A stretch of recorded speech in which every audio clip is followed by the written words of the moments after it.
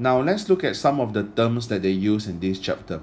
Ductile means able to suffer permanent deformation without fracture. Example like your copper wires, all right, is able to be extended without breaking.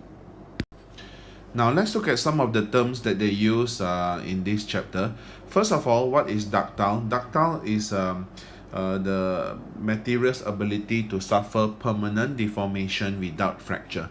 For example, if you are talking about copper wires, you actually can twist them or bend them or stretch them without breaking.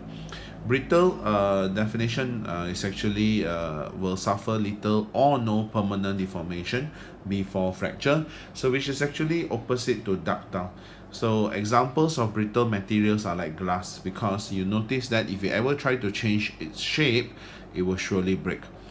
Now, whenever you want to describe a material as strong, you must look at the maximum force that it can take before breaking. Stiff refers to a material's opposition to changes in its shape or size, and elastic deformation will mean that the material will return to its original shape and size after the deforming force is removed. And plastic deformation, the material will suffer permanent deformation after the deforming force is removed.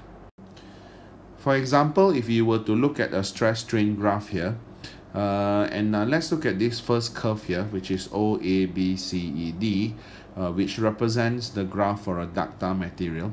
If you stretch the material up to the end of the straight line, so A is called the limit of proportionality, which we learned earlier on in Hooke's law. And then if you continue stretching it, it will reach the elastic limit. So what is the elastic limit? So beyond this point, the material will suffer permanent deformation.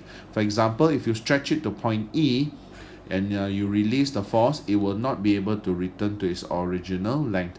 It will have a permanent extension, which is this amount.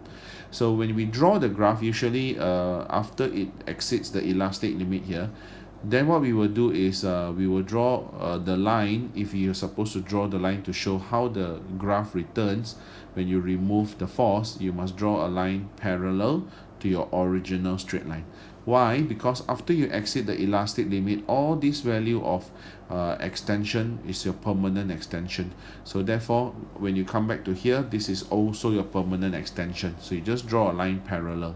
So you just draw a line parallel back to here. Right, parallel to this. Now, if you compare it with the brittle material, which is this graph, you will notice that after the straight line, there's very little or no curve region. So that represents a brittle material.